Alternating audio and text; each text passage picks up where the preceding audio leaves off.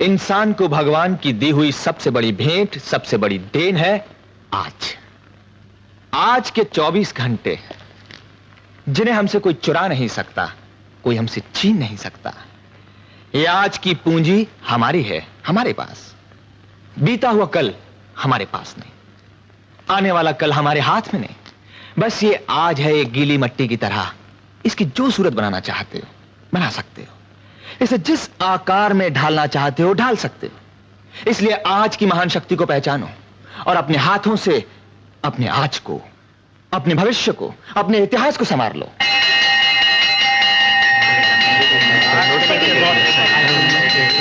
और उस केस के फाइल्स। मैडम वो मेरी डेट का क्या हुआ? वो तो कल ही मालूम होगा। मैडम हमारी डेट जब आप कहें। क्या है ना, हमारा किसी बहुत सीरियस है। जी हाँ, कुछ गौर कीजिए ना, आप तो आखिर कितना विशाल है ये सागर। कैसा लगा बम्बई शहर? बहुत अच्छा, लेकिन एक खराबी है। क्या? यहाँ की लड़कियाँ शादी के लिए इंतजार बहुत कराती हैं। वैसे और कब तक इंतजार करना पड़ेगा? तुम तो जानते ही हो, पापा रिटायर होने वाले हैं। मम्मी पापा को मैं अकेला नहीं छोड़ सकती और वो बम्बई नहीं छोड़ सकते। सारी प्रॉपर्टी यही है, देखभाल तो करनी ही पड़ेगी ना। हुजूर, इसीलिए तो आपका हुक्म पाते ही बंदा अपना बोरिया बिस्तरा बांध कर यहाँ चला आया। अब किस बात की देरी? आपके हुक्म की। मुझे क्या मालूम था बम्बई में आते ही सपने इतनी जल्दी पूरे हो जाते। सच? नहीं तो मैं कब का आ गया होता। प्रभात, हा, क्या नजारा है। कानून और साहित्य का संगम, वो भी इलाहाबाद में नहीं, बंबई की जुहू बीच पे है। ये मेरे मित्र हैं प्रोफेसर लालवानी। नमस्ते।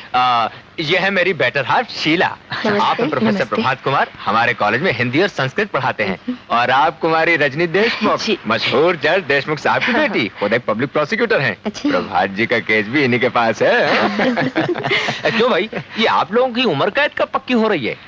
बस जब ये फैसला सुना दें। हाँ? क्या? अच्छा सुनो भाई, कल हमारी उम्र कैद के 10 साल पूरे हो रहे हैं, आप दोनों जरूर आइएगा। रजनी अभी तक क्यों नहीं आई? Hello mummy daddy. अरे आओ बेटी। आ गया मेरा बेटा, आओ बैठो। हाँ बस, तुमने तो उसे बेटा बेटा कहकर लड़का ही बना दिया है। मम्मी। हाँ, अब वकालत भी शुरू कर दी। बाप जज और बेटी वकील। फिर भी केस आप ही जीतती हैं। बिल्कुल। कहाँ जीतती हूँ, सुनवाई तक नहीं होती। मम्मी, आप जुडिशरी को बदनाम कर रही हैं। क्या सुनवाई नहीं होती? मैं कब से कह रही हूँ कि बेटी अब बड़ी हो गई है, उसके हाथ पीले कर दो, मगर बाप बेटे दोनों सुनते ही नहीं। सुनिए, दैट्स अ सीरियस एलिगेशन। बोलो कब करनी है शादी? जब आप दोनों चाहे। बस सुन लिया। बोलो कब करते हैं शादी इसकी? जितनी जल्दी हो सके उतनी। अरे ठीक है, कल ही हम प्रभात की माँ से बात करते हैं। सच? Thank you daddy. बड़ी मुश्किल से इन दोनों को राजी किया है, अब बात ऑफिशियल कर ही दी जाए। बहन जी, मैं समझती हूँ कि 20 दिसंबर पक्की ही कर दी जाए। हमारी तरफ से तो बात पक्की ही समझिए। लीजिए मुंह मीठा कीजिए। लीजिए ना भाई साहब, आप भी मुंह मीठा कीजिए। खुश हो? खुश कैसे होगी, फंस गए बेचारे। शरीर कहीं की।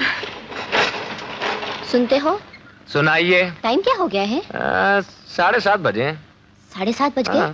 सुधा अभी तक नहीं आई? अरे बाबा, शाम का वक्त है, बस मिलने में देरी हो गई होगी, आ जाएगी।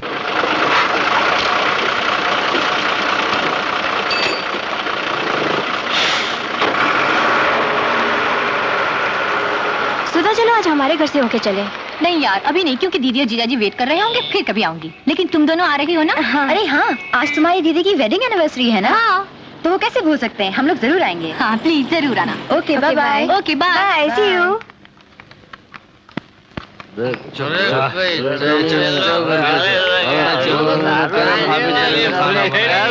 हाय जाने मन।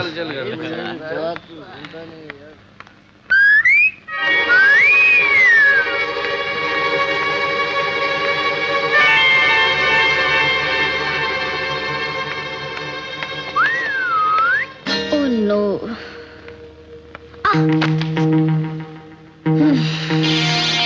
जवानी का बोझ अकेले नहीं उठता है। क्या मैं आपकी मदद कर सकता हूँ? Shut up!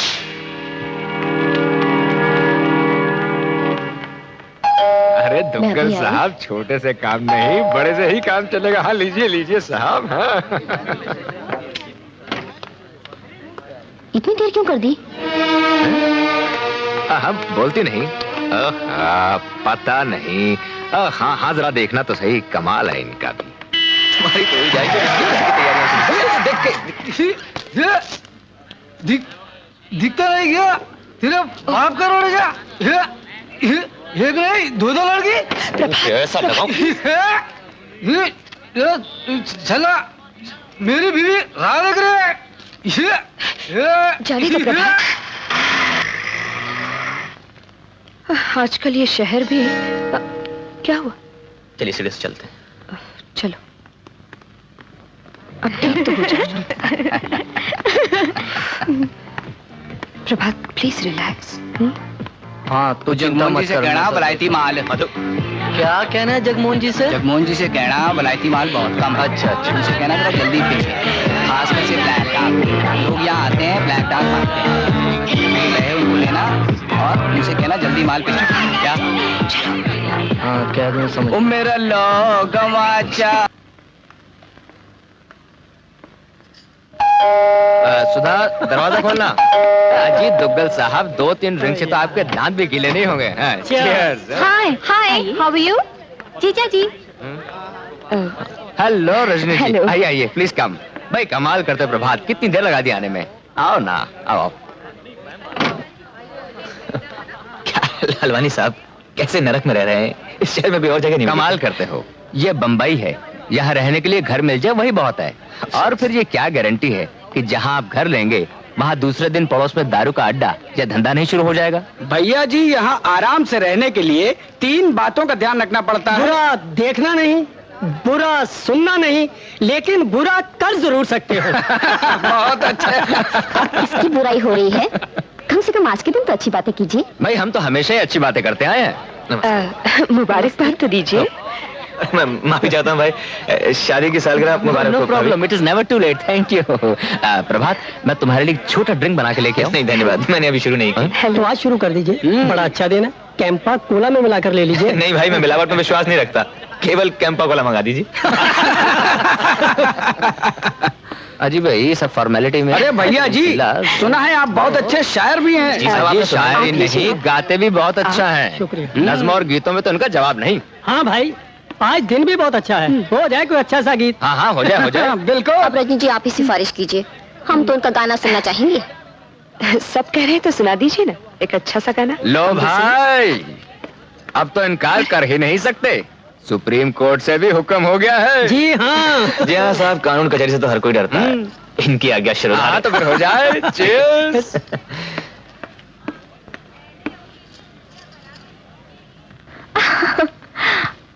चलो चल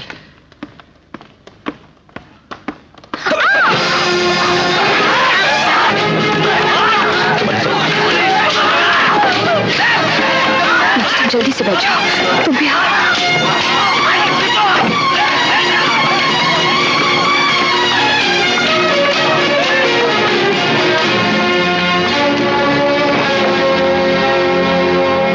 कमिश्नर साहब, उस बिल्डिंग में तो किसी शरीफ आदमी का रहना ही मुश्किल है। जुआ चलता है, नीचे शराब का अड्डा है जहां हर रोज मारामारी होती है। आप चिंता मत कीजिए, मैं इसकी तहकीकात करता हूं। Get me inspector Damle. Inspector Damle speaking. Damle? Yes sir. आपके इलाके से बहुत कंप्लेंट्स आ रही हैं। हाँ, मैं प्रोफेसर प्रभात वर्मा को भेज रहा हूं, उनकी कंप्लेंट दर्ज कर लीजिए और भारत कॉलोनी पर फौरन रेड डालिए। Yes sir. I don't want to hear any complaint from that locality. Right sir. That's all.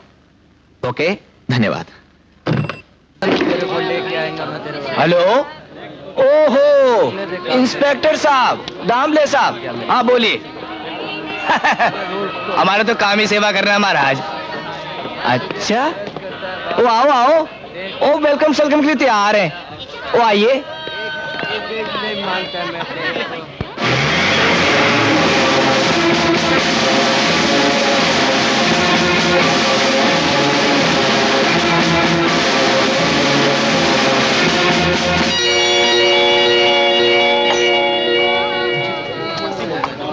सलाम साहब। सेठ जी, इंस्पेक्टर साहब आए। अरे तालेदार साहब आए। आइए आइए, कैसे तकलीफ दी आपने? ये नेताजी ने भी साथ लेकर आए क्योंकि चुंगी का इलेक्शन होने वाले। क्या ये कह रहे हैं यहाँ शराब बिकती है? शराब? जी, राम का नाम लो। चल बे, चल दूध में पत्ती डाल के ला, गर्मा गर्म। कहिए प्रोफेसर प्रभात। चाय।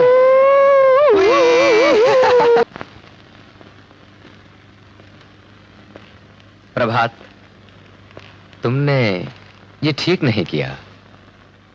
इन लोगों की दुश्मनी बहुत महंगी पड़ सकती है, और फिर पानी में रह के मगर से बैर भी तो नहीं करना चाहिए। ये ठीक कहते हैं भाई साहब। देखिए, आज अगर पानी में रहना है तो मगरमच्छ से बैर क्या, उसको खत्म करना पड़ेगा, नहीं तो वो आप लोगों को जिंदा नहीं रहने देगा। मैं अंदर आ सकता हूं सर? आओ आओ आओ। आपके एयरपोर्ट जाने का वक्त हो गया सर। एक जरूरी काम निकल आया है, मुझे यहां रुकना होगा। लेकिन आपको दिल्ली जाना बहुत जरूरी है सर। वो मिनिस्टर साहब के साथ मीटिंग है आपकी। मिनिस्टर को मैं फोन कर दूंगा। तुम सारा केस जानते हो, तुम मेरी टिकट पे चले जाओ। आपकी टिकट सर? लेकिन उस पे तो आपका नाम है।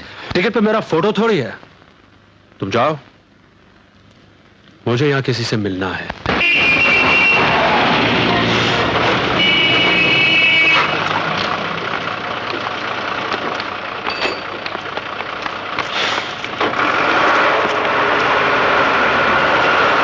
आज ही तो इम्तिहान खत्म हुए और कल तुम नागपुर जा रही हो। हाँ, रेनू तो ठीक ही कह रही है। कुछ दिन यहाँ ठहर जाओ, हमारा शहर भी घूम लो। इस शहर में कोई घुमा जा सकता है? जिसे भी देखो भागा ही चला जाता है। ना बाबा, हमारे लिए तो नागपुर ही अच्छा है। जैसे तुम्हारी मर्जी। मगर हाँ, नागपुर पहुँच के चिट्ठी लिखना मत भूलना। हाँ, बिल्कुल ही भूलेंगे। अच्छा, okay bye. Bye bye.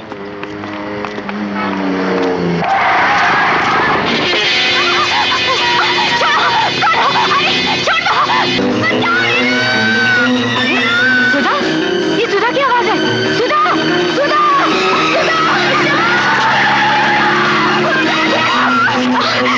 Number लिखो, नंबर MMH 4510।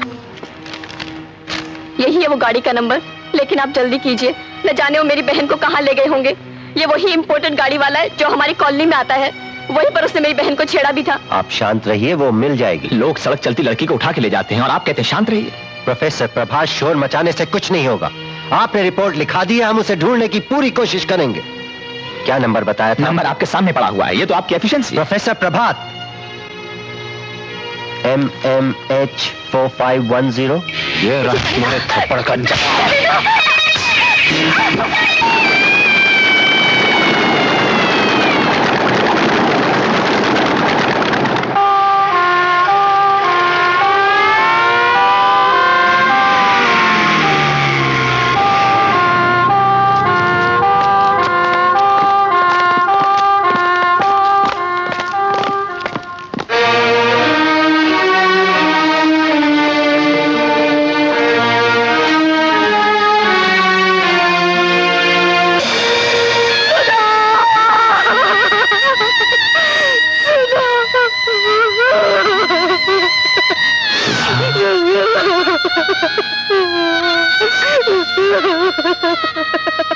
कमिश्नर साहब, 15 नवंबर को राह चलते एक मासूम लड़की को अगवा किया गया, लेकिन आपकी पुलिस ने कुछ नहीं किया।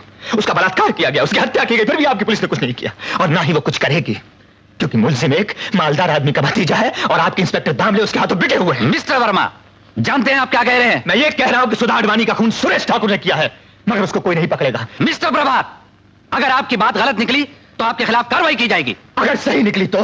हाँ, अगर ये बात सही निकली तो इंस्पेक्टर दामले को सस्पेंड करके उस पर कार्रवाई की जाएगी और सुरेश ठाकुर को गिरफ्तार किया जाएगा। सुरेश साहब, आपको कौन गिरफ्तार कर सकता है? जब तक हम इस कुर्सी पर हैं, ये पुलिस स्टेशन आपका है, हम आपके हैं। अरे आप चिंता ना कीजिए। उन्होंने किडनैपिंग की रिपोर्ट और गाड़ी का नंबर 15 नवंबर को लिखवाया है। लेकिन इससे पहले हमने गाड़ी की चोरी की रिपोर्ट 13 नवंबर को ही लिख दी थी। किसी का बाप भी आपको sir, Damle, you are suspended.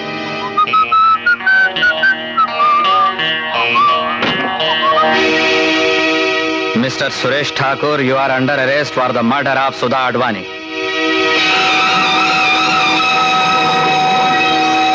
Your honour, गवाहों के बयानों से यह साबित हो चुका है कि 13 नवंबर की शाम को भारत कॉलोनी की बी बिल्डिंग की लिफ्ट के पास सुरेश ठाकुर ने सुधा अडवाणी को छेड़ा और उसके 2 दिन बाद यानी 15 नवंबर की शाम को उसे अपनी इंपोर्टेड कार में अगवा किया। पोस्टमार्टम की रिपोर्ट के अनुसार 15 नवंबर की शाम के 7 और 10 बजे के बीच सुधा अडवाणी का बलात्कार करके उसकी हत्या कर दी गई। लाश के नाखूनों में पाई गई जमी हुई खून की बूंदें और सर के बाल सुरेश ठाकुर के हैं और इससे यह साफ जाहिर होता है कि सुरेश ठाकुर ने सुधा अडवाणी को किडनैप किया, उसका बलात्कार किया और उसका खून कर दिया। That's all your honour. Yes mister Dayal. Your honour, मैं मानता हूं कि सुधा अडवाणी को किडनैप किया गया, उसके साथ बलात्कार भी हुआ और उसका खून भी कर दिया गया, लेकिन इन तीनों में से एक भी काम मिस्टर सुरेश ठाकुर ने नहीं किया, क्योंकि 15 तारीख की शाम 5 बजे के बाद वो बंबई में थे ही नहीं। 15 नवंबर की शाम 5 बजे वो इंडियन एयरलाइंस की फ्लाइट 415 टिकट नंबर 6794-528 से दिल्ली चले गए थे। ये उस फ्लाइट के पैसेंजर्स की लिस्ट जिसमें मिस्टर सुरेश ठाकुर का नाम मौजूद है और ये दिल्ली के उस होटल के बिल्स जहां वो उस रात ठहरे थे।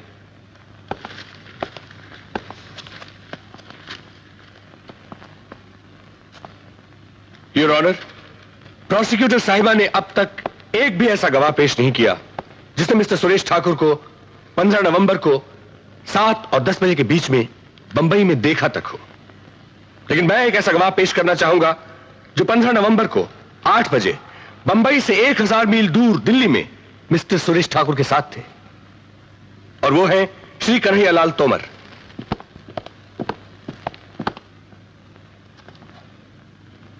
मैं जो कुछ कहूंगा सच कहूंगा, सच के सिवा कुछ नहीं कहूंगा। मैं झूठ बोलता ही नहीं। तोमर साहब, 15 नवंबर की शाम 8 बजे मिस्टर सुरेश ठाकुर के साथ आपकी कोई सरकारी अपॉइंटमेंट थी? जी हाँ, थी। और उसी के लिए ये 15 नवंबर को शाम 5 बजे की फ्लाइट से बंबई से दिल्ली आए। मारे को क्या पता?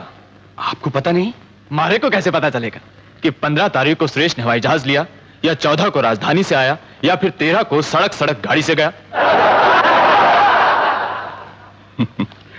लेकिन उनका आपके साथ अपॉइंटमेंट तो था ना? था।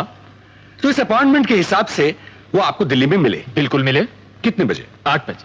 तारीख क्या थी? यो कितनी बार पूछोगे भाई? बस एक बार और पूछो। तो बताइए, 15 नवंबर की शाम को 8 बजे मिस्टर सुरेश ठाकुर आपके साथ थे या नहीं? थे। बस खुश। Thank you your honour. Your witness. Thank you.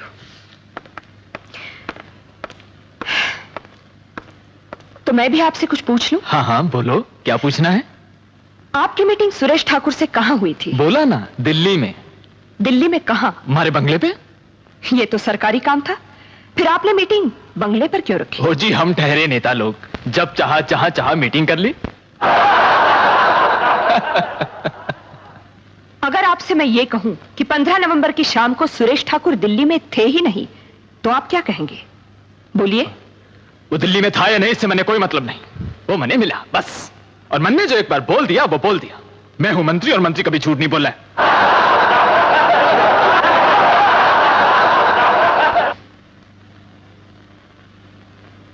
इसमें कोई शक नहीं कि सुधा अडवाणी की लाश पे पाई गई खून की बूंदें और सर के बाल सुरेश ठाकुर से मिलते हैं, लेकिन इस सबूत की बिना पर के वारदात के दिन वो दिल्ली में मौजूद थे।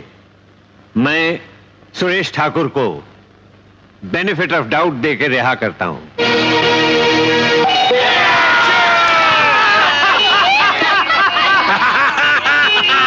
प्रभात, मैं तो सोच रहा हूं ये मकान छोड़कर बोरीवली में दूसरा मकान ले लूं। कैसी बातें कर रहे हो लालवानी? आज यहां हुआ है, कल वहां होगा, परसों पूरे शहर में होगा। फिर कहीं छुपने की जगह नहीं मिलेगी। लेकिन जो भाग्य में लिखा है वो तो होगा ही। कैसी बातें कर रहे हैं दुग्गल साहब? क्यों भाग्य को कोसते हैं? एक कुत्ता भी अपने भाग्य को नहीं कोसता, वो भी अपनी गली में शेर होता है। और आप भारत कॉलोनी के लोग तो कुत्ते से भी बदतर व्यवहार कर रहे हैं। और हम लोग कर भी क्या सकते हैं? शहीदों की मौत मर तो सकते हो। अरे धिक्कार है ऐसे जीने पर। चूड़ियां पहनकर मर्दों की तरह जियो, मौत का मुकाबला करो जाकर। अरे हम सब साथ हो तो इस मुट्ठी भर गुंडे हमारा कुछ नहीं बिगाड़ सकते।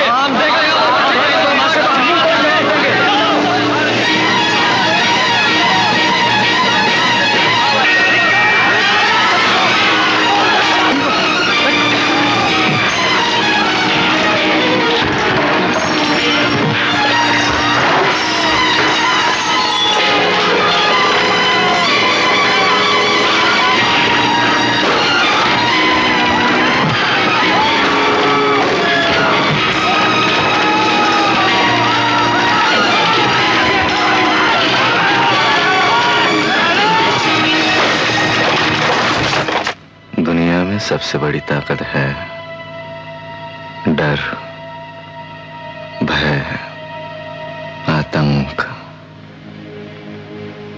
हमारे शराब खाने, जुए खाने इसलिए चलते हैं कि लोग हमसे डरते हैं, जगमोहन के नाम से कांपते हैं, और हमारे ही लोग मार खाकर वापस आ गए। आज जो भारत कॉलोनी में हुआ वो कल कहीं और होगा, और ये बीमारी पूरे शहर में फैलकर हमारे धंधे को खत्म कर देगी। इसे रोकना ही होगा। ये सब शुरू किसने किया? जी प्रोफेसर है, नाम है प्रभात वर्मा। सबसे पहले उसने मेरी रप लिखाई थी पुलिस में। सुरेश साहब पे भी कुछ केस कुछ किया था। यह आग उसी की लगाई हुई है जी। तो फिर बस उससे देख लो, देख लो उसे। अंकल ये काम मुझ पे छोड़ दीजिए, मैं उसे देख लूंगा। हाँ,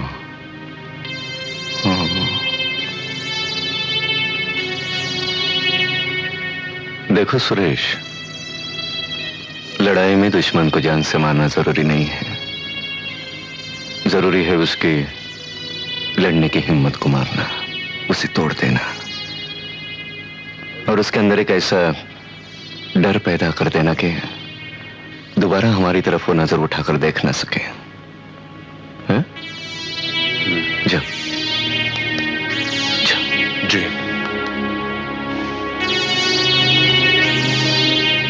और सुनो,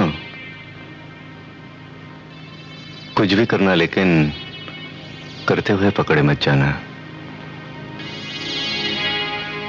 गलती मैं सिर्फ एक बार माफ करता हूं।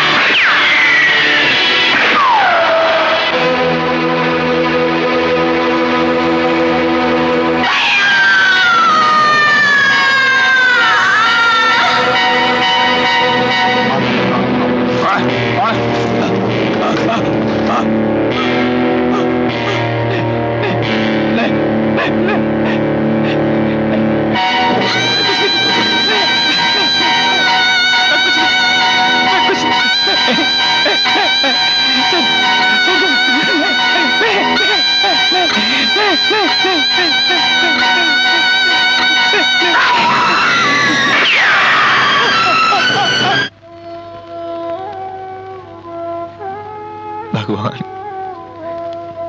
ये सब क्या हो गया?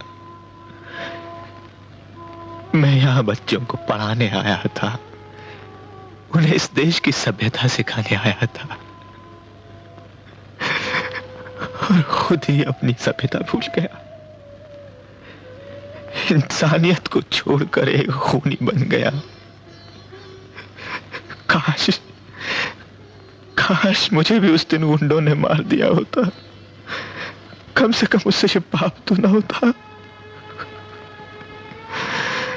प्रभु, अर्जुन को तुमने राह दिखाई थी, अब मुझे बताओ मैं क्या करूं? मुझे बताओ मैं क्या करूं? मुझे कुछ सुझाई नहीं दे रहा। मुझे कुछ कर्मण्येवाधिकारस्ते मां फलेषु कदाचन मां कर्म फल हेतुर्भु मां ते संगोस्त विकर्मणि। अर्थात हमारा अधिकार केवल कर्म करने पर है, उसके फल पर नहीं। इसलिए ना तो फल की चिंता करो और ना ही अपना कर्म करना बंद करो। सर, क्या ये संभव है कि मनुष्य फल की इच्छा के बिना कोई काम कर सके? सच तो ये है कि हमारे काम फल के लिए ही करते हैं। एक कुम्हार बर्तन पैसा कमाने के लिए बनाता है। अगर परीक्षा देते समय आप केवल फल के बारे में ही सोचते रहें तो पास होने की चिंता और फेल होने का डर कभी आपको ठीक से परीक्षा नहीं देने देगा। इसी प्रकार अगर एक कुम्हार बर्तन बनाते समय उससे कमाए जाने वाले पैसे और उसके लाभ के बारे में सोचता रहेगा तो उसका ध्यान उस बर्तन बनाने से हट जाएगा। वो कभी अच्छा बर्तन नहीं बना पाएगा। लाभ हानि, सफलता असफलता, ये हमारे हाथ में नहीं। हमारे हाथ में केवल आज है, कल नहीं। कर्म आज है, फल कल है। अगर आज सुधर गया तो कल अपने आप सुधर जाएगा। सर, आपको विश्वास है कि हमारा कल सुधर जाएगा? क्या मतलब? आज जो हमारे देश में लूटमार, जो अराजकता चल रही है, उससे तो नहीं लगता कि हमारा देश सुधर सकेगा। जरूर सुधरेगा। गीता के 4 अध्याय में भगवान कृष्ण अर्जुन से कहते हैं, यदा यदा हि धर्मस्य ग्लानिर्भवति भारत अभ्युत्थानम अधर्मस्य तदात्मानं सृजाम्यहम्। अर्थात जब जब धर्म की हानि होगी और अधर्म की बढ़ोतरी, तब तब मैं नया रूप धारण करूंगा। परित्राणाय साधुनाम विनाशाय च दुष्कृताम धर्म संस्थापनार्थाय संभवामि युगे युगे। अर्थात अच्छों की रक्षा करने के लिए और दुष्टों का नाश करने के लिए मैं हर युग में जन्म लेता हूं। सर, क्या बदमाशों को मारने के लिए भगवान फिर से अवतार लेंगे? कुछ काम करने के लिए भगवान स्वयं आते हैं और कुछ हमसे करवाते हैं।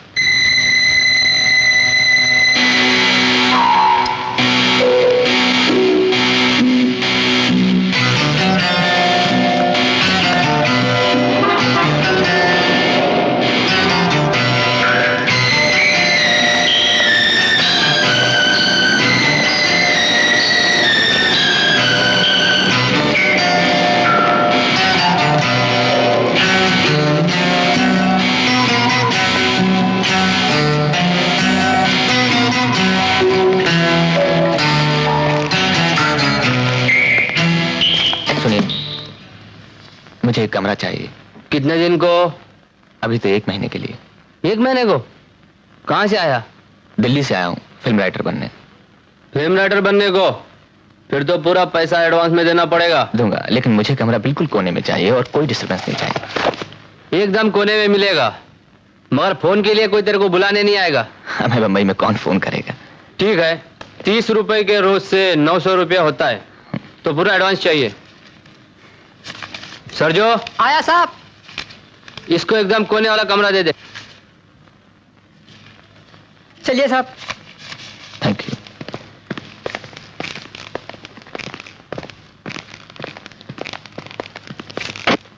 आपका कमरा साहब। बाथरूम में।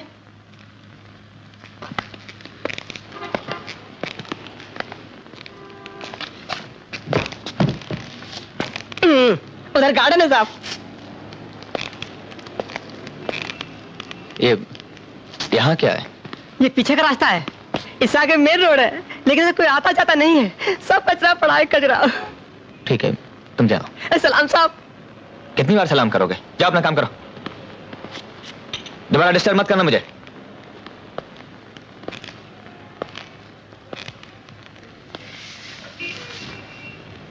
आठा टिप नहीं देता, साले को गिलास पानी नहीं पूछूंगा, पानी आया फिल्म में राइटर बनने को। अरे उससे शिकायत तो मेरे पास में है, मेरे पास में। अरे सरजो आया साहब।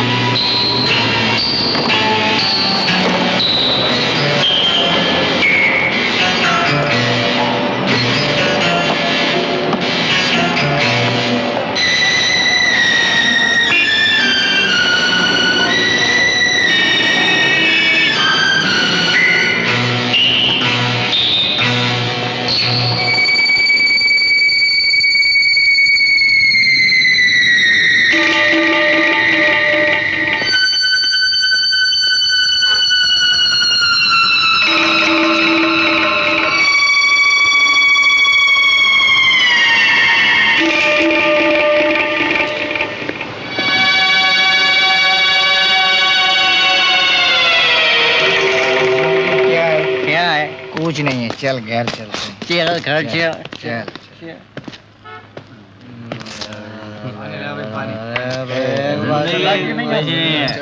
सही है, सही है, एकदम सही बोलता है। मुझे क्यों लाश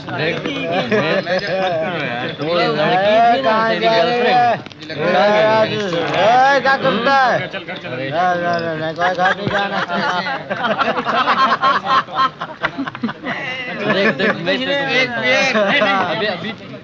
बोलो क्या मांगता है? कैंपा कोला। क्या? कैंपा कोला। कैंपा कोला? अरे पिंटो, कैंपा कोला लाना। कैंपा कोला। क्या यार पॉकेट मगर कुछ नहीं रहा है ना इधर। हंसता है जो है।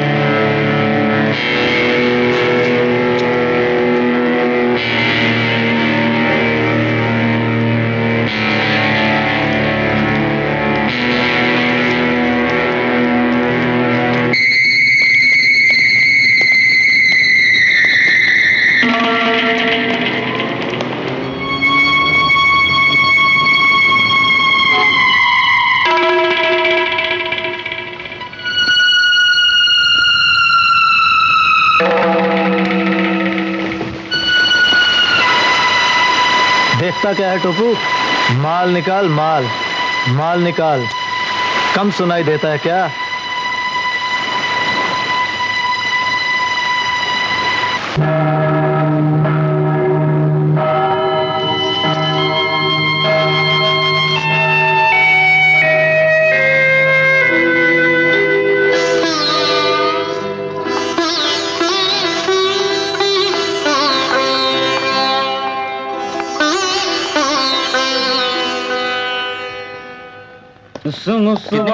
अभी पता करते हैं।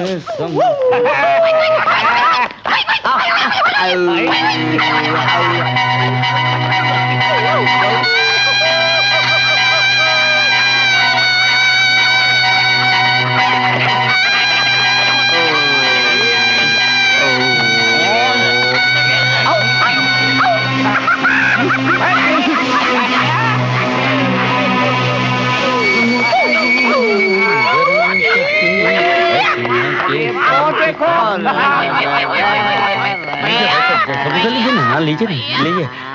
हाँ लीजिए। क्या कर रहे हैं आप? क्या कर क्या कर रहे हैं?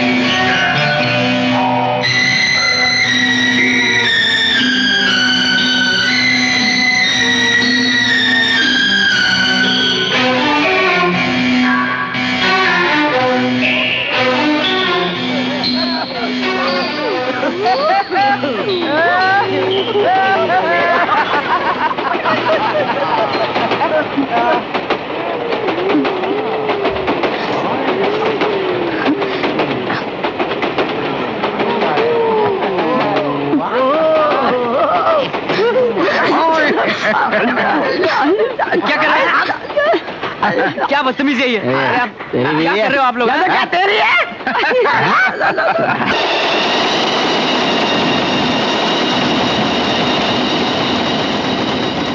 रॉबिन हुड की वापसी। अरे बाप रे, एक रात में 5 खून, उसमें से 4 आदमी 2-2 बार जेल काट चुके हैं। अरे बाप रे बाप, मारने वाले का कुछ पता नहीं। ये रॉबिन हुड कौन है चाचा? रॉबिन हुड एक हीरो था जो गरीबों की मदद करता था और गुंडों को मारता था। लगता है कल की अवतार पैदा हो गया। ये कल की अवतार क्या होता है चाचा? तू कल की अवतार नहीं जानता? पुराणों में लिखा है ना कि कलयुग में जब पाप बहुत बढ़ जाएंगे तो उस पाप को नाश करने के लिए भगवान अवतार लेंगे, उसे कल की अवतार कहते हैं। मुंह क्या देखता है? काम करो।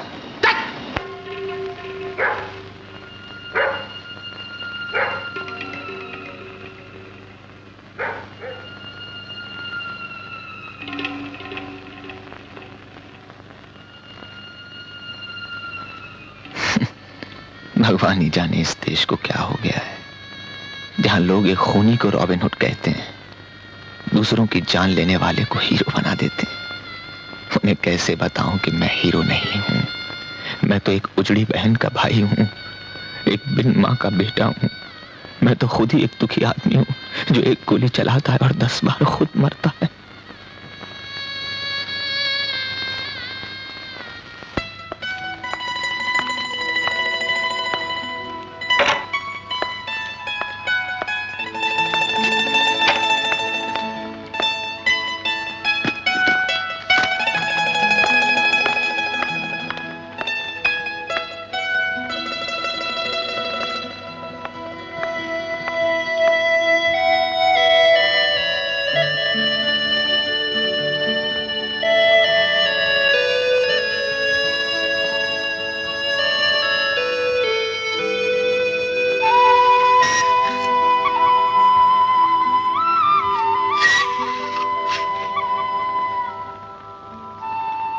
कल रात यहीं सो गए?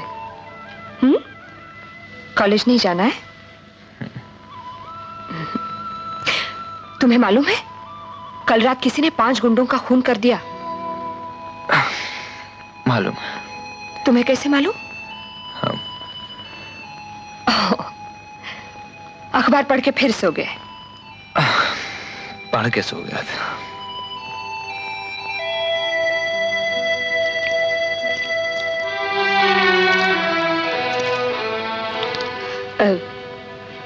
कल रात कहाँ थे? यूं ही सड़कों पर भटक रहा था। तुम्हारे साथ सड़कों में भटकना किसी और को भी अच्छा लगता है। भूल गए वो दिन जब हम दोनों घंटों चांदनी रात में घूमते थे? वो चांदनी हमेशा के लिए बुझ गई है, हमेशा के लिए पिछड़ गई है। चांदनी बुझती नहीं, कभी कभी घने बादलों में गुम जरूर हो जाती है। हवा चले, बादल हटे तो उसे फिर अपना रास्ता मिल जाता है। हाँ, हवाएं रास्ता भूल चुकी हैं। अब तो सिर्फ हब्स है, घुटन है और चारों तरफ घनघोर अंधेरा है।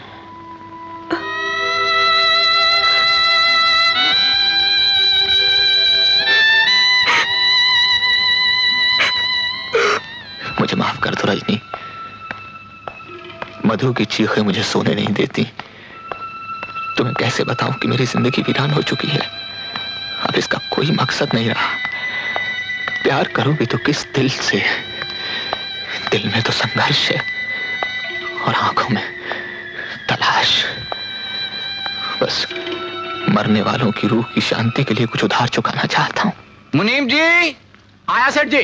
भाई सुनो, मैं एक जरूरी मीटिंग में जा रहा हूँ। आप ये पैसे वेलजी भाई को दे दीजिएगा। हाँ, दे देता हूँ जी। और सुनिए, आप चाहे तो टैक्सी में जा सकते हैं। नहीं सेठ जी, टैक्सी की क्या जरूरत है? ये नजदीक ही तो जाना है, मैं ट्रेन से चला जाऊंगा। ठीक है, जैसे आपकी इच्छा।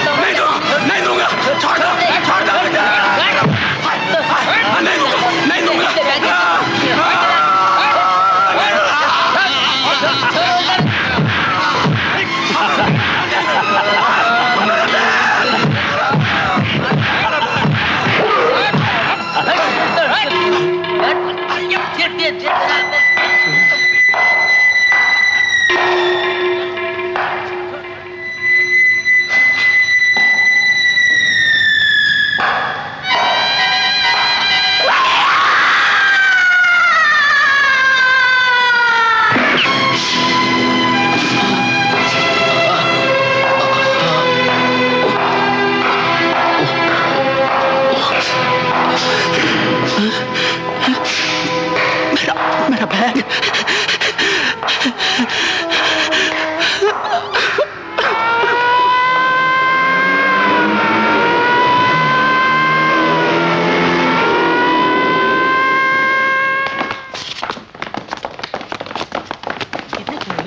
हटो हटो, रास्ता दो।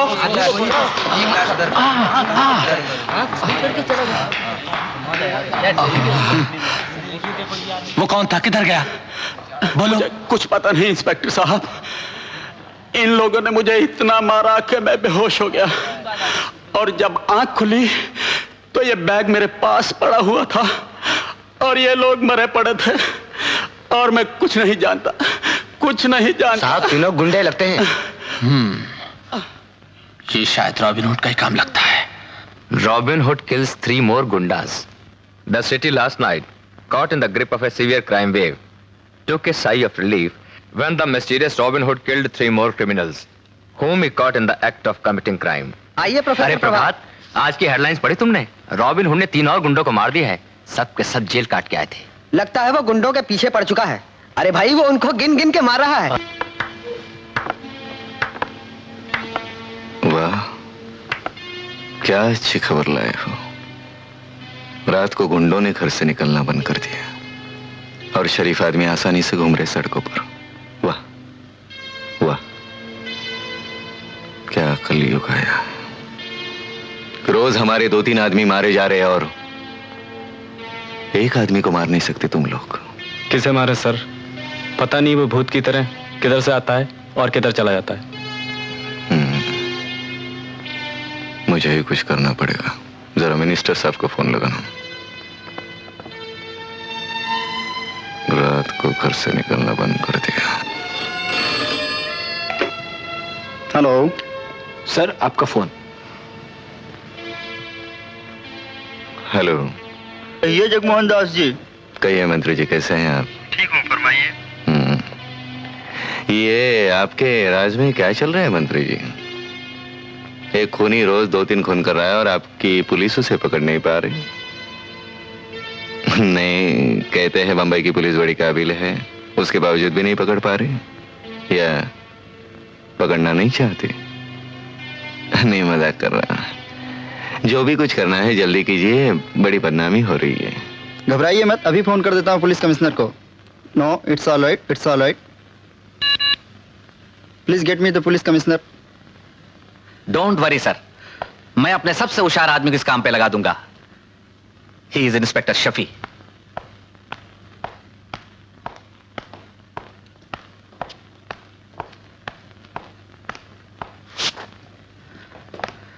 आओ शफी, मैं तुम्हारा इंतजार कर रहा था।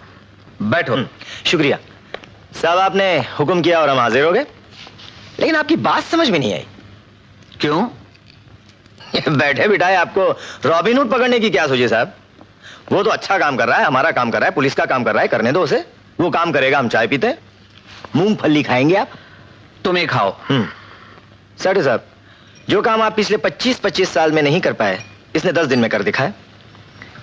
हम अगर मुजरिमों को पकड़ लेते हैं, गुंडों को पकड़ लेते हैं, तो हमारे पास सबूत नहीं होता।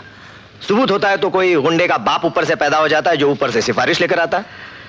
लेकिन ये रॉबिन हुड तो सिफारिश की नौबत ही नहीं आने देता। यही तो कमाल की बात है साहब, यही तो मैं भी कह रहा हूं कि कमाल हो गया। जिस जगह जुर्म उस जगह सजा, न रहेगा मुजरिम, न लगेगी कचहरी। Very good, simple, very nice. वो तो ठीक है यार, लेकिन मिनिस्टर साहब के फोन का क्या होगा? वो कहते हैं उसे पकड़ना ही होगा। जाने दो ना साहब। अच्छा, नौकरी नहीं करोगे? वो तो करनी है साहब, करनी है। हुक्म तो मानना ही पड़ेगा, चाहे गलत ही सही। जाके गिरफ्तार कर लेता हूं शरीफ आदमी को। Good luck to you. Thank you sir.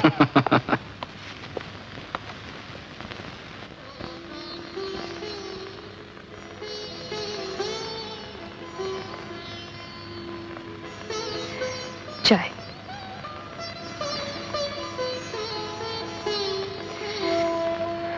बहुत दिनों से तुमसे एक बात पूछना चाहती हूं। पूछो। उस दिन इंस्पेक्टर से क्यों कहा कि तुमने किसी को नहीं देखा? क्या होता बता के? उन्हें सजा तो मिल जाती। कैसे कह सकती हो? शायद वो दिल्ली में किसी मंत्री के साथ मीटिंग कर रहे होते, या किसी न किसी अस्पताल में सबके सब इलाज करा रहे होते। आज गली गली में किसी न किसी मधु के साथ यही हो रहा है, और हम कुछ नहीं कर पा रहे। कैसी आजादी है ये? आजादी तो गुलामी से भी बुरी है रजनी, कि एक भाई के सामने एक बहन का बलात्कार हो और भाई कुछ न कर पाए। वो भैया भैया चिल्लाती रही, मैं कुछ नहीं कर सका। मैं कुछ नहीं कर सका रजनी, मैं कुछ नहीं कर सका।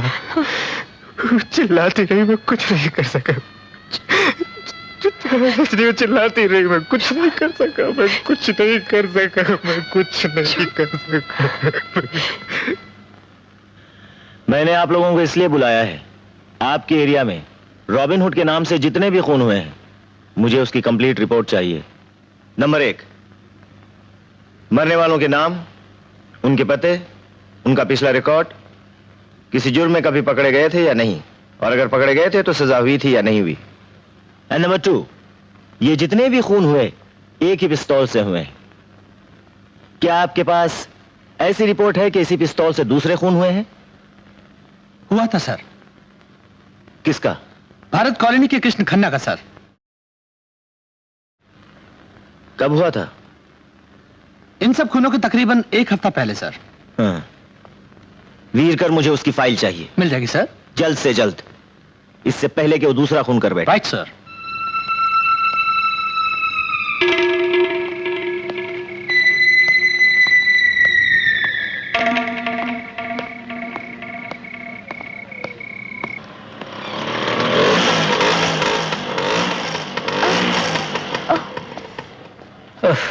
ओफो, क्या हो गया देखो ये चलती क्यों नहीं?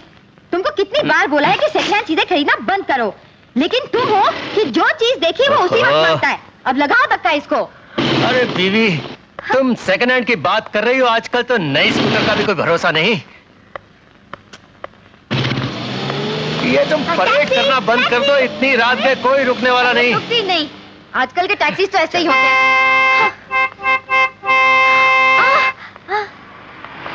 Lift lift lift. ओफो, अरे देखो तो आ रही है वो। अरे सुनते हो क्या? आ रही है। उसे पूछो ना हमें लिफ्ट देंगे क्या?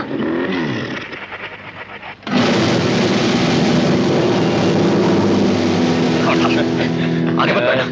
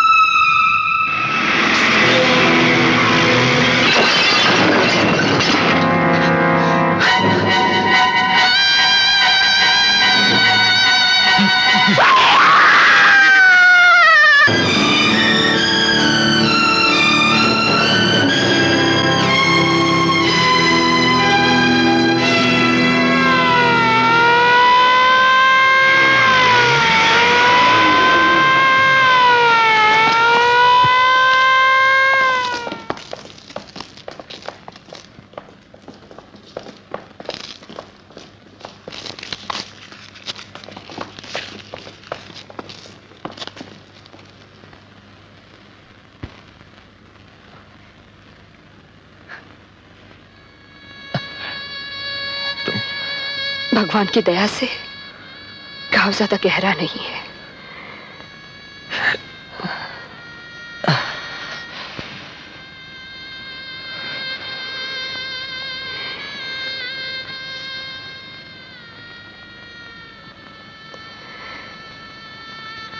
तुम आराम करो, मैं कॉफी लेकर आती हूँ।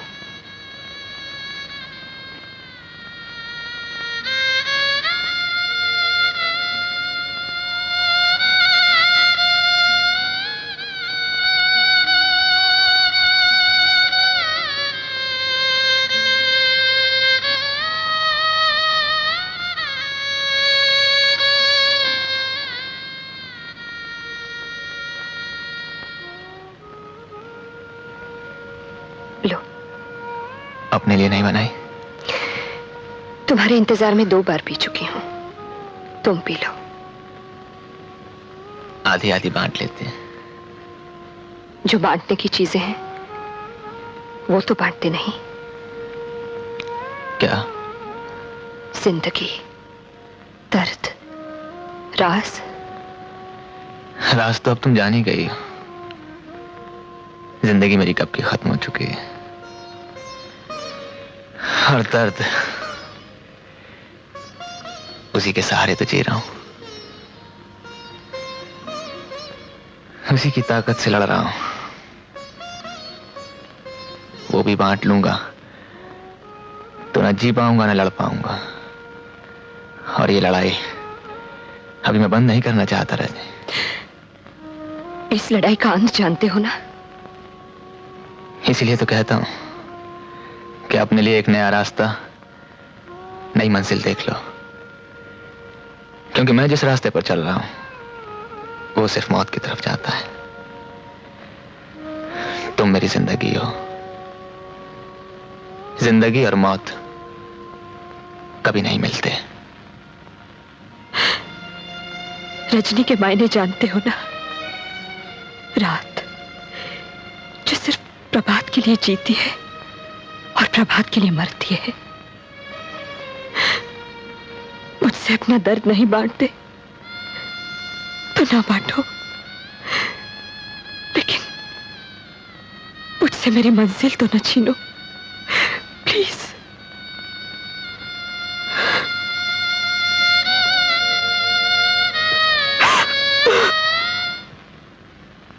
नहीं श्रीवास्तव, नहीं। ऐसे कैसे हो सकता है? एक आदमी ने आपके सामने आप दोनों की जान बचाने के लिए उस गुंडे पर गोली चलाई, और आपको उसकी शक्ल तक याद नहीं? याद है, अच्छी तरह याद है, लेकिन आपको बताऊंगा नहीं। इंस्पेक्टर, उस आदमी ने मेरी जान बचाई, मेरी बीवी की इज्जत बचाई। मैं पूछता हूं, उस रात को जब हम मदद मदद मांगते चिल्ला रहे थे, उस वक्त आप कहां थे? कहां थी आपकी वो पुलिस? क्या कर रहे थे आप सब लोग?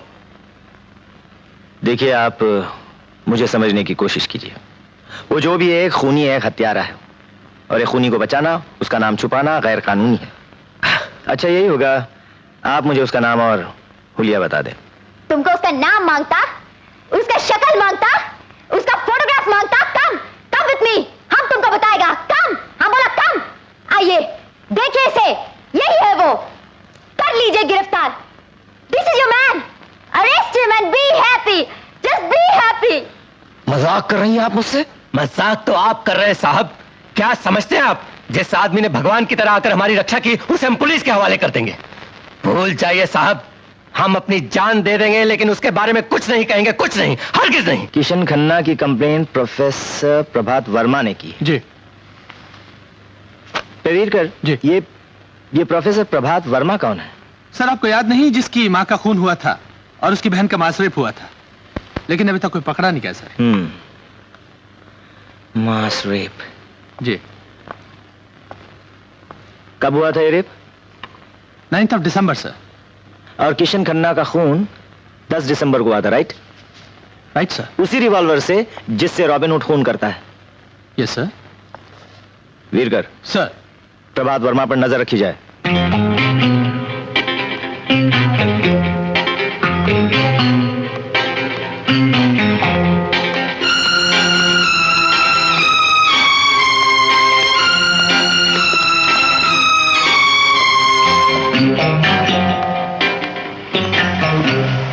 Taxi, modern hotel. चल।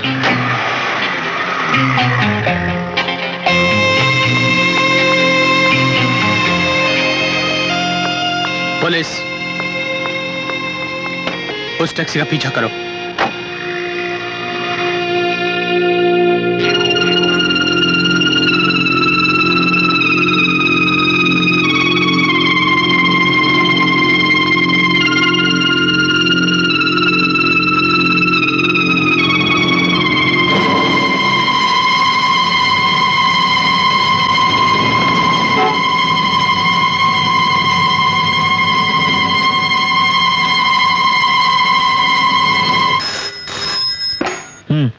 मिस्टर प्रभात अभी मॉडर्न होटल गए सर। Modern hotel?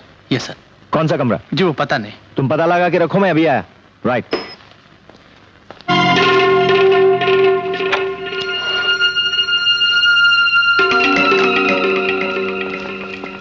आइए सर, दिस साइड। ये वो कमरा सर।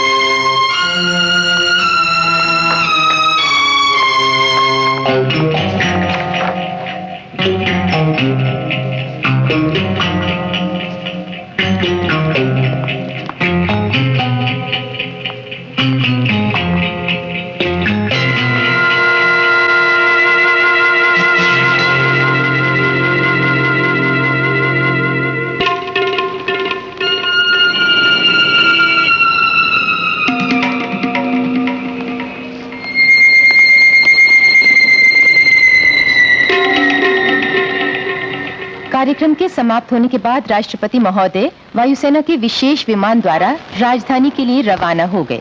इन दिनों बंबई शहर में एक खूनी चर्चा का विषय बना हुआ है जो हुंडों और बदमाशों का खून कर रहा है। पुलिस कमिश्नर साठ ने हमारे संवाददाताओं को बताया कि पुलिस की बहुत जोरों से तहकीकात चल रही है। और अब सुनिए खेल समाचार। आज सिडनी में भारत तथा ऑस्ट्रेलिया के बीच खेले जा रहे 5वें क्रिकेट टेस्ट मैच का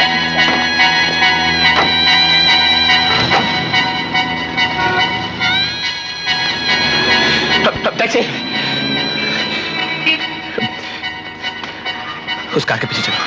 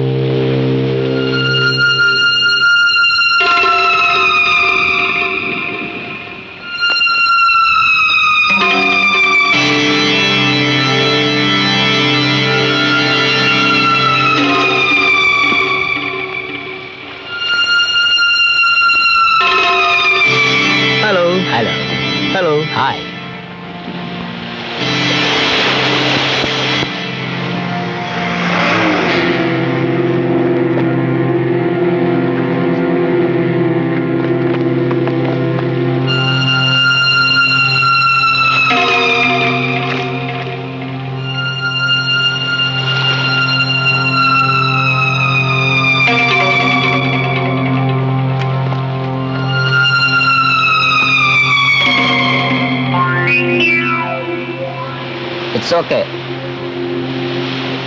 Good. Where's my money? अभी निकलता हूँ।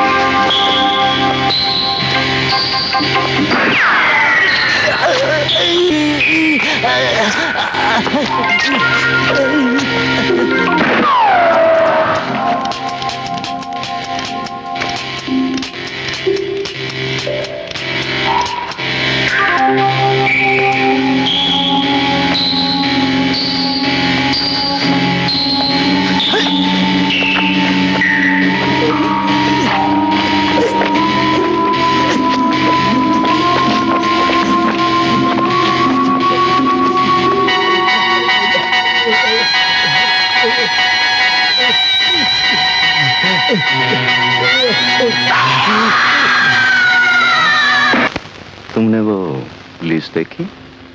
कौन सी लिस्ट? रॉबिन हुड के मारे हुए लोगों की। नहीं, कोई खास बात है? नहीं है। मुझे तो उनमें से 5 आदमी वो है जो तुम्हारे साथ उस प्रोफेसर के घर गए थे। क्या मतलब? वो प्रोफेसर ही रॉबिन हुड है, जो 6 में से 5 को मार चुका है और अब तुम्हारी बारी है। लेकिन अब क्या होगा? Attack is the best form of defence. इसके पहले कि वो तुम्हें मारे, तुम उसे खत्म कर दो।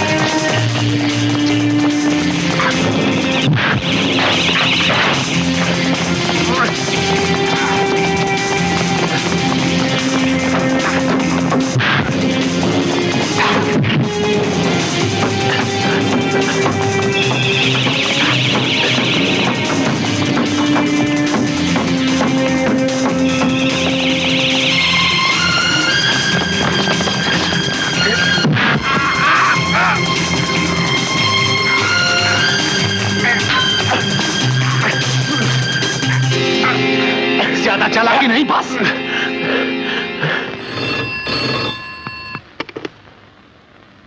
हेलो, मैं बोल रहा हूं।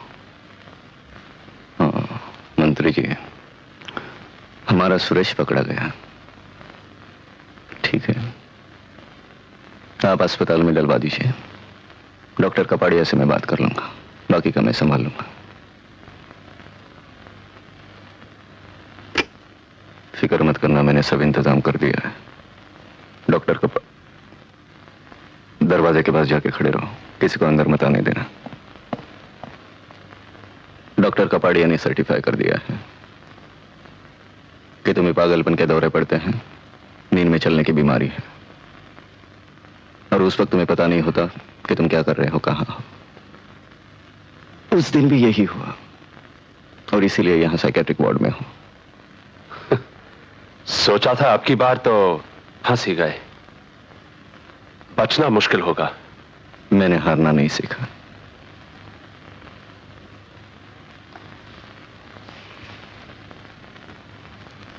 Relax relax.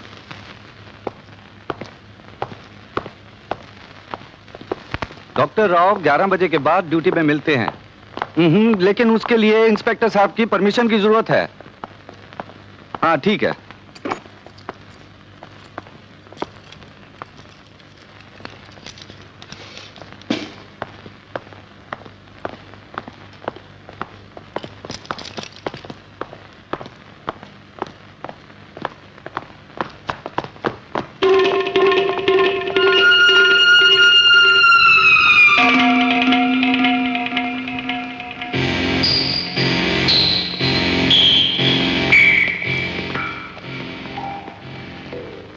सुनिए जी।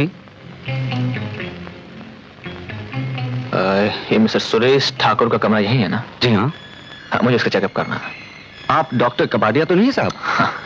लेकिन डॉक्टर साहब आपका तो कल 11 बजे का अपॉइंटमेंट है। हाँ, कल सुबह मेरा एक ऑपरेशन है, मैंने सोचा अभी घर जाते उसका चेकअप कर। अच्छा अच्छा, ठीक है साहब। आइए डॉक्टर साहब, जरा साइन।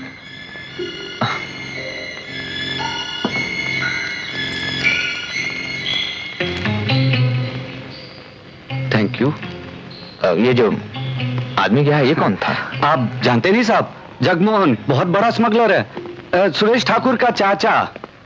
आइए डॉक्टर साहब, आइए आइए।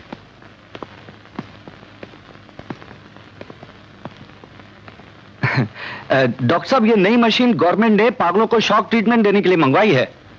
आप बैठिए ना, मैं सुरेश ठाकुर को अभी लेके आता हूं। बैठिए बैठिए डॉक्टर साहब। चलो, डॉक्टर कपाडिया चेकअप के लिए आए हैं।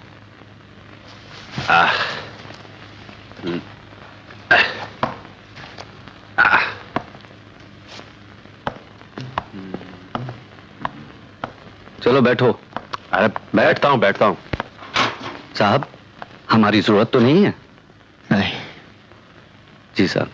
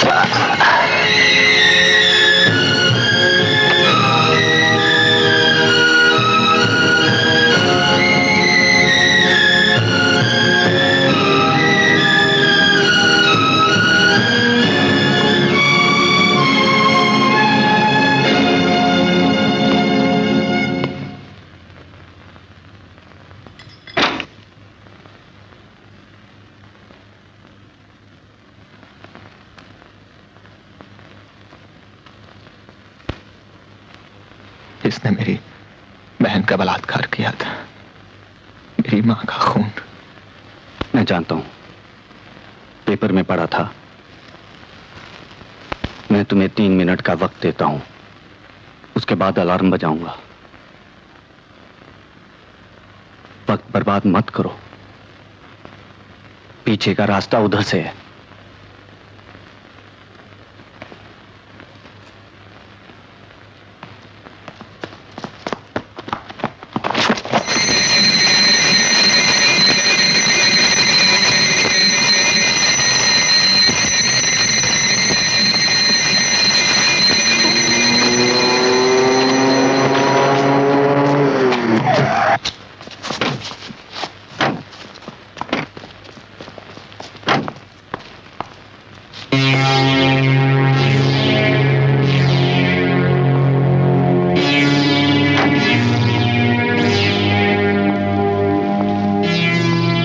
बहादुर हो,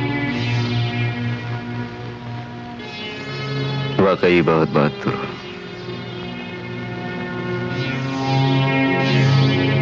काश तुम मेरे बिरादरी के होते।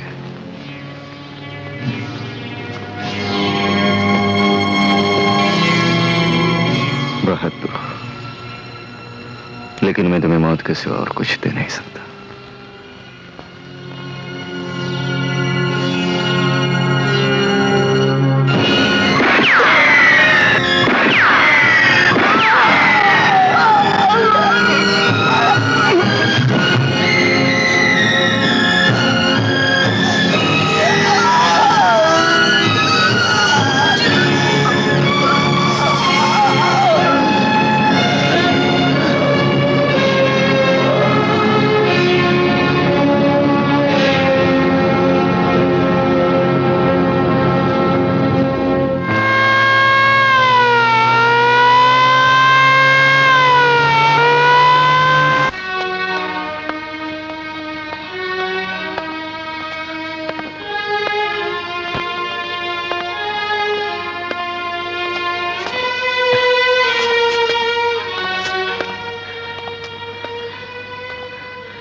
मुझे रॉबिन हुड केस के इंचार्ज से मिलना है। Robin Hood? जी। आपका मतलब है इंस्पेक्टर शफी से? जी। Please relax.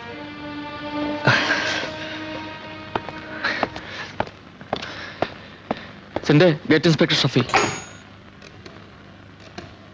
Hello sir. लीजिए। मिस्टर शफी,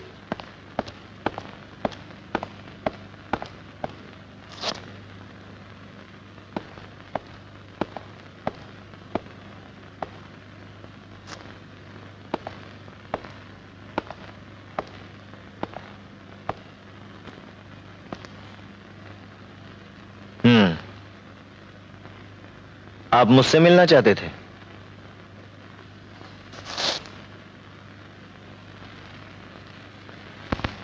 मेरा नाम प्रभात कुमार है। लोग मुझे रॉबिन हुड कहते हैं।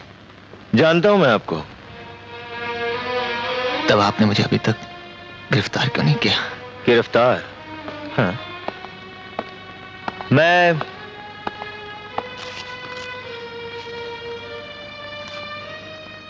मैं आपके साथ एक सौदा करना चाहता हूं।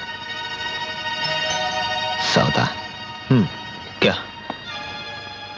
यही कि तुम ये शहर छोड़कर चले जाओ और समझ लो ये मुलाकात कभी हुई नहीं थी। मैं यहां कोई सौदा करने नहीं आया हूं। मैं अपने आप को कानून के हवाले करने आया हूं।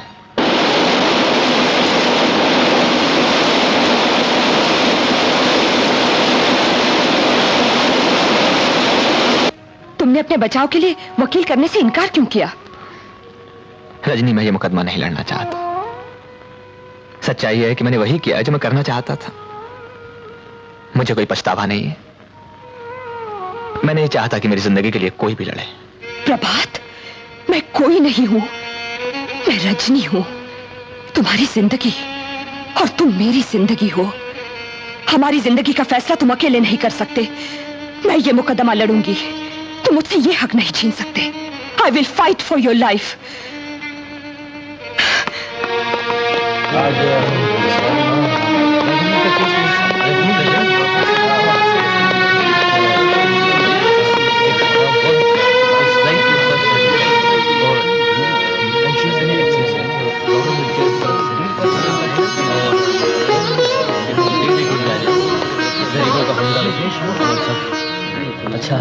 योर ऑनर, ये केस बिल्कुल साफ है।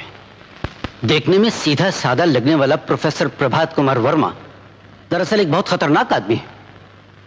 ये दिन में बच्चों को हिंदी और संस्कृत पढ़ाता और रात में पिस्तौल लेकर ऐसे निकल पड़ता जैसे शैतान बच्चे गुलेल लेकर चिड़िया मारने निकल पड़ते हैं, और जब जैसे चाहते हैं मार डालते हैं। प्रभात वर्मा को आजकल रॉबिन हुड बनने का शौक था। इस शौक को पूरा करने के लिए, अपनी बहादुरी के डंके बजवाने के लिए इन्होंने 10 दिनों में 14 खून करके एक नया रिकॉर्ड कायम किया है। योर ऑनर, ये सारे खून शौक और शोहरत के लिए सोच समझकर ठंडे दिल से किए गए हैं। जिस आदमी की नजरों में दूसरों की जिंदगी की कोई कीमत नहीं, उसे तो खुद भी जिंदा रहने का कोई हक नहीं। प्रभात कुमार वर्मा अपने जुर्म पर इकबाल कर चुके हैं। इन्हें कड़ी से कड़ी सजा मिलनी चाहिए। क्या आप अपने जुर्म का इकबाल करते हैं? जी हाँ। योर ऑनर, माफी चाहती हूँ, मगर जब से अदालतें बनी हैं, तब से हर मुल्जिम से यही सवाल पूछा जाता है जिसका कोई मतलब नहीं, जो नहीं पूछा जाना चाहिए। क्यों? क्योंकि अगर प्रोफेसर प्रभात वर्मा आपसे ये कहें कि उन्होंने कोई जुर्म नहीं किया, तो क्या आप उनकी बात मानकर उन्हें छोड़ देंगे? योर ऑनर, अदालत के इस कटहरे में प्रोफेसर प्रभात वर्मा इसलिए खड़े हैं कि असलियत का पता लगाया जा सके, यह साबित किया जा सके कि ये अपराधी हैं या नहीं। और सरकारी वकील साहब ने अभी तक कोई भी ऐसा गवाह या सबूत पेश नहीं किया है जिससे यह साबित हो सके कि प्रोफेसर प्रभात वर्मा ने एक भी खून किया है। योर ऑनर, ये शख्स इतना चालाक है कि इसने आज तक कोई सबूत छोड़ा ही नहीं। ऐसा आतंक फैला रखा है कि शरीफ तो शरीफ, गुंडे तक इसके नाम से कांपते हैं। जिस किसी ने इसे गोली चलाते देखा वो जिंदा नहीं बचा, और जो दो चार बच गए हैं वो इसे पहचानने से इनकार करते हैं, डरते हैं। जिस आदमी को कोई पहचानता नहीं, जिसका पता शक्ल कुछ मालूम नहीं, जिस पर किसी को शक तक नहीं, वो आदमी अपने आप को कानून के हवाले करता है, अपनी मर्जी से इस कटहरे में आकर खड़ा हो जाता है। योर ऑनर, अगर प्रोफेसर वर्मा से कुछ पूछना है तो ये पूछिए कि ये इस कटहरे में आकर क्यों खड़े हुए, इन्होंने अपने आप को कानून के हवाले क्यों किया। Please your honour. क्या आप इस सवाल का जवाब देना चाहेंगे? जज साहब, मैंने अपने आप को कानून के हवाले इसलिए किया है कि मेरी लड़ाई एक आदमी की जिंदगी और मौत की लड़ाई नहीं है। सवाल यह नहीं है कि मुझे सजा होगी या नहीं, सवाल यह है कि हमारे देश के लोग आराम से जिंदा रह सकेंगे या नहीं। आज इस देश में क्या हो रहा है? कानून कहां है? लॉ एंड ऑर्डर कहां है? जहां देखो वहां गुंडों का राज है, अराजकता है, बलात्कार ही बलात्कार है, कभी किसी अबला का, कभी सारे समाज का। गली गली में इंसानियत का खून हो रहा है, हमारी आजादी का खून हो रहा है, और हम चुपचाप खड़े देखते रहते हैं। पुलिस कुछ करना नहीं चाहती, कानून कुछ कर नहीं पा रहा, इसलिए मुझे पिस्तौल उठानी पड़ी। मगर एक जुर्म को हटाने के लिए दूसरे जुर्म का सहारा तो नहीं लिया जा सकता? अगर पुलिस की गोली से कोई अपराधी मारा जाए तो उसे जुर्म नहीं कहा जाता जज साहब। पुलिस पर मुकदमा नहीं चलाया जाता। मैंने वही किया जो पुलिस को करना चाहिए था और उसने नहीं किया। कानून शिकनी के बढ़ते हुए तूफान को रोकने के लिए मैंने एक और तूफान का सहारा लिया। आज अगर इस शहर में अमन और शांति है, लोग आजादी से चल फिर रहे हैं, जिसकी वजह वो तूफान है, वो डर है। मैं मानता हूं कि मैंने खून किए हैं, लेकिन दोष मेरा नहीं है, दोष कानून का है। आज इस कटहरे में मुझे नहीं, कानून को होना चाहिए था। लेकिन कानून को कैसे बुलाया जा सकता है? बुलाया जा सकता है योर ऑनर। मैं इस अदालत में कानून को पेश करने की इजाजत चाहती हूं। मैं समझा नहीं। मैं जस्टिस वीवी देशमुख को इस अदालत में एक गवाह के रूप में पेश करना चाहती हूं। यह नहीं हो सकता। एक जज को अदालत के कटहरे में खड़ा नहीं किया जा सकता। India is a democratic country. हमारे देश में कानून की हिफाजत के लिए प्रधानमंत्री को भी बुलाया जा सकता है। मगर जस्टिस देशमुख का इस केस से क्या ताल्लुक है? बहुत गहरा ताल्लुक है योर ऑनर। ऐसा होता तो नहीं है, फिर भी जस्टिस देशमुख को अगर कोई एतराज ना हो तो। मैं जो कुछ कहूंगा सच कहूंगा, सच के सिवा कुछ नहीं कहूंगा।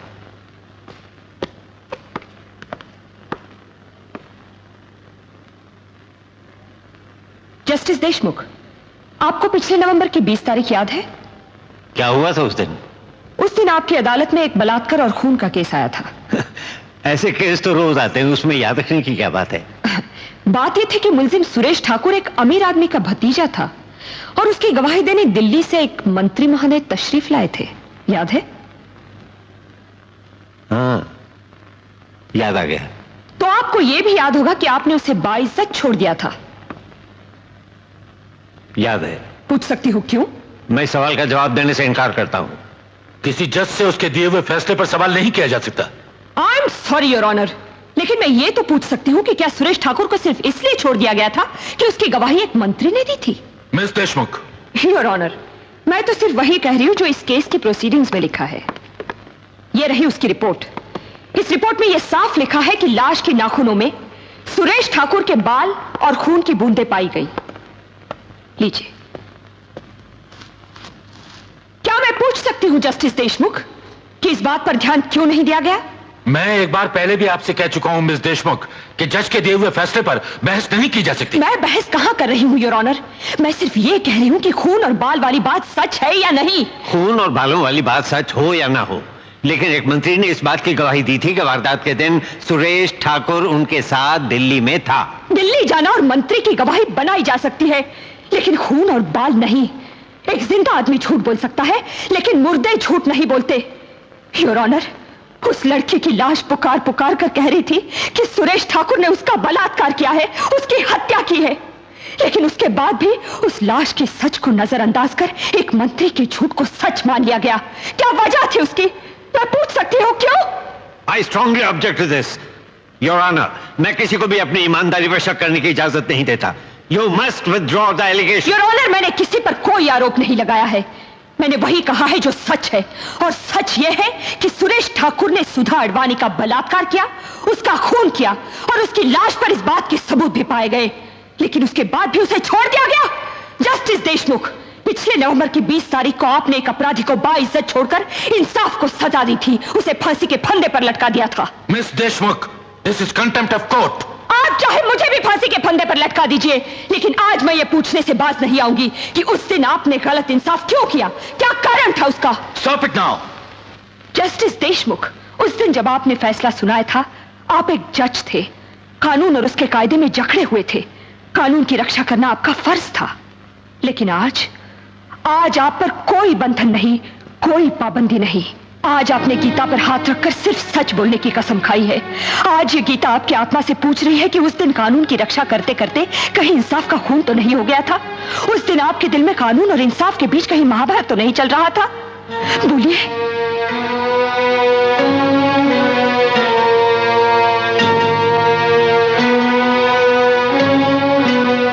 एक जज के दिल में ये महाभारत हमेशा होती रहती है, और कभी कभी वो कानून को बचाते बचाते इंसाफ को नहीं बचा पाता।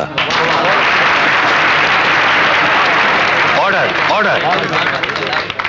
उस फैसले के बाद जो कुछ हुआ उसका जिम्मेदार वो फैसला है, आपका कानून है।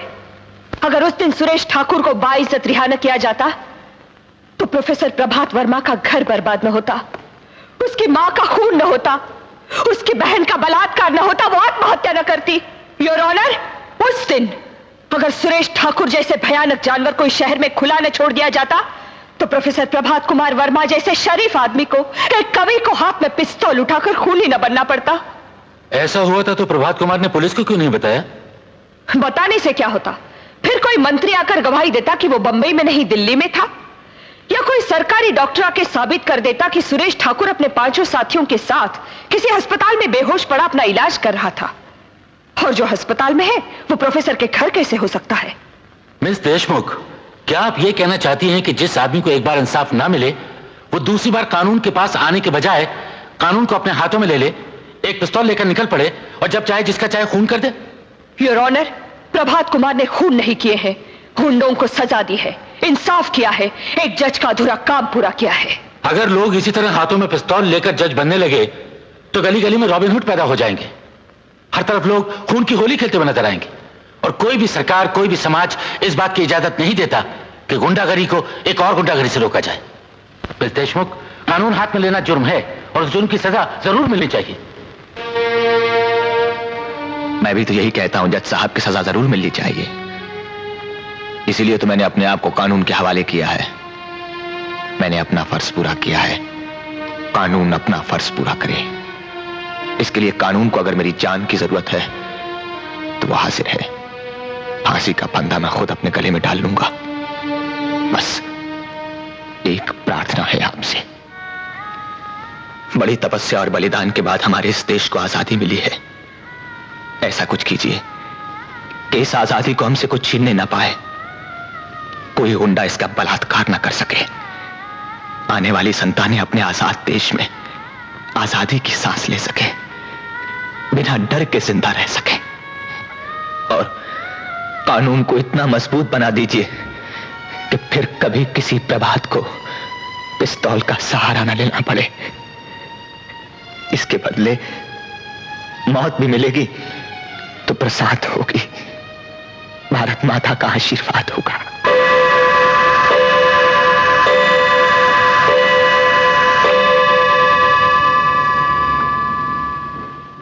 The court is adjourned. I'm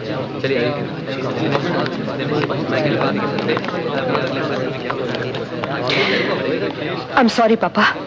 इसमें सॉरी की क्या बात है? तुम्हारी बदौलत मेरे दिल से बहुत बड़ा बोझ उतर गया है। मुझे तुम पे नाज है।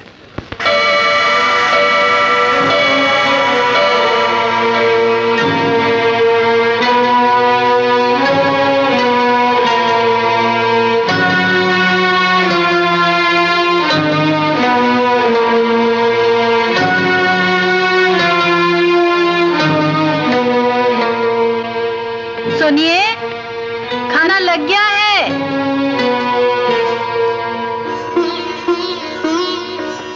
Hello daddy.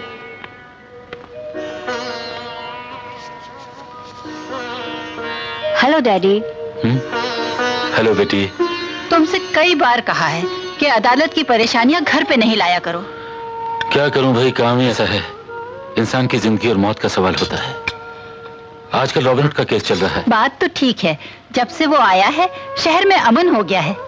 नहीं तो जब तक रेनू कॉलेज से नहीं आ जाती थी मुझे तो डर लगा रहता था। जरा सोचिए योर ऑनर, आपकी बेटी कॉलेज से घर आ रही है, रास्ते में गुंडा उसे देख लेता है, वो भागती है, गुंडा उसका पीछा करता है, उसको पकड़ लेता है, उसका बलात्कार करना चाहता है।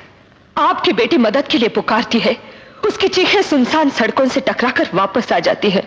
वो थककर जमीन पर गिर जाती है और गुंडा उसके कपड़े उतारने के लिए हाथ आगे बढ़ाता है और अचानक एक गोली चलती है। भगवान की तरह वहां कोई आ जाता है, गुंडा मारा जाता है और एक दुनिया उजड़ते उजड़ते रह जाती है, एक जिंदगी बर्बाद होते होते बच जाती है। मैं आपसे पूछना चाहती हूँ योर ऑनर, क्या आप बचाने वाले को सजा देंगे? उसे खूनी समझेंगे? उसे गुनहगार और अपराधी ठहराएंगे? तुम कहना क्या चाहती हो? योर ऑनर, प्रभात कुमार मुजरिम नहीं है। उन्होंने जो कुछ भी किया है वो कानून की हिफाजत के लिए किया है, आपको और आपको बचाने के लिए किया है। और यह साबित करने के लिए मैं इंस्पेक्टर शफी को एक गवाह के रूप में पेश करने की इजाजत चाहती हूं। इंस्पेक्टर शफी।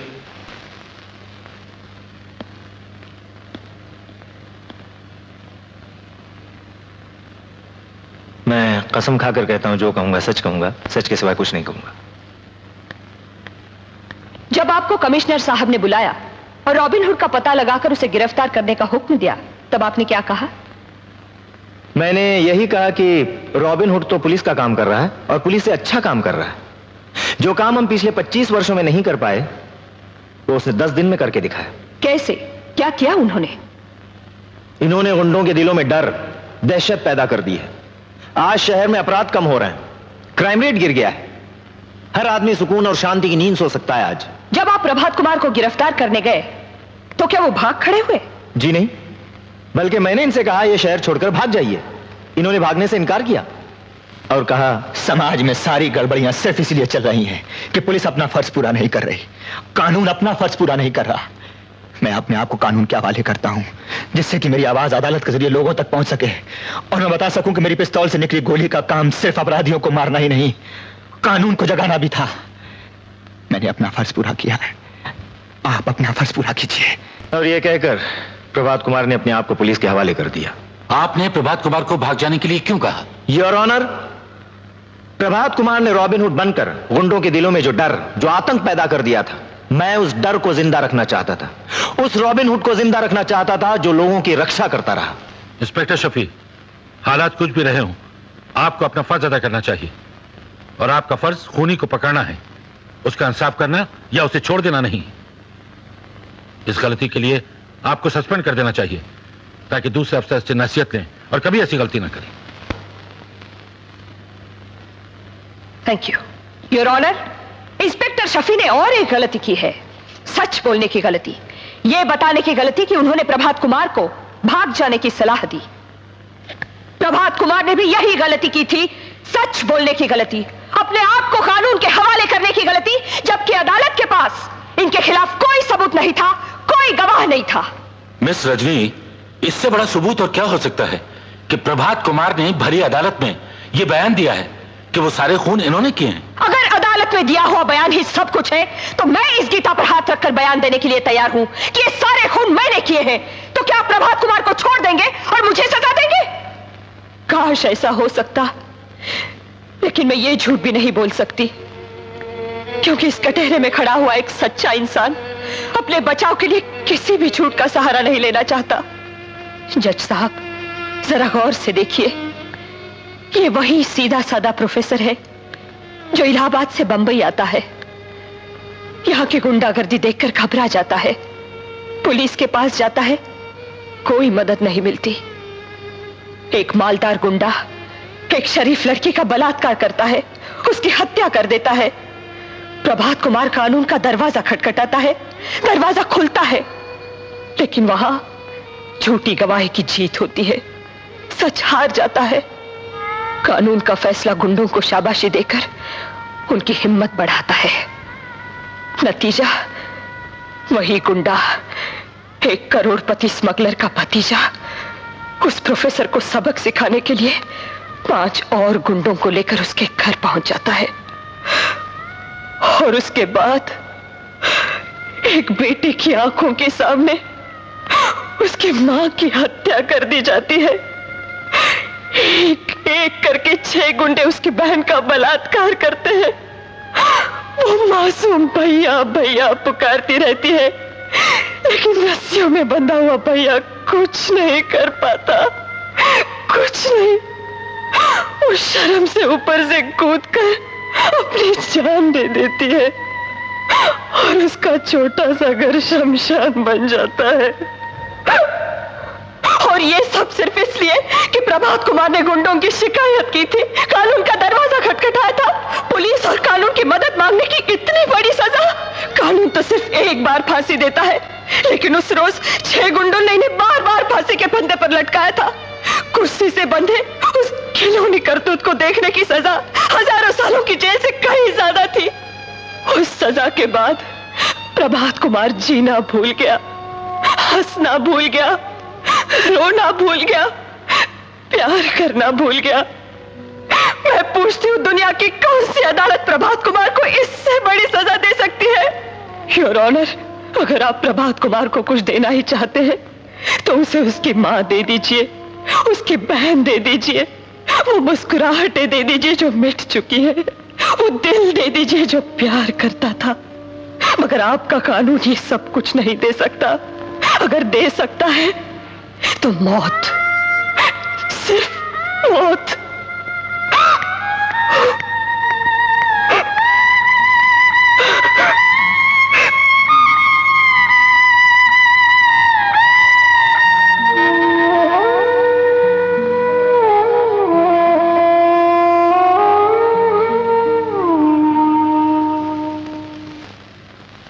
इसमें कोई शक नहीं कि पिछले कुछ दिनों से हमारे देश में अपराध और अराजकता बढ़ती चली जा रही है। अब सवाल यह है कि हम और आप इस अराजकता के लिए क्या कर रहे हैं? चुपचाप देखते रहना या कानून और सरकार को गालियां देना इसका इलाज नहीं, और न ही इसका इलाज कानून को हाथ में लेकर लोगों का खून करना है। दोनों रास्ते गलत हैं। इसलिए आज जरूरत इस बात की है कि हम सब लोग साथ मिलकर अपने देश को मजबूत करें, कानून को मजबूत करें, पुलिस को मजबूत करें, जिससे हमारे देश से अपराध और अराजकता कम हो सके और हम हर एक के साथ सही इंसाफ कर सकें। प्रभात कुमार के साथ भी सही इंसाफ होना चाहिए। कानून का तकाजा है कि उन्होंने जो जुर्म किया उसकी सजा उन्हें मिले। इसलिए यह अदालत प्रभात कुमार को उम्र कैद की सजा देती है। लेकिन जिन हालात में ये खून हुए, उन हालात में किसी भी इंसान का मानसिक या दिमागी संतुलन बिगड़ सकता है। प्रभात कुमार के साथ भी ऐसा ही हुआ।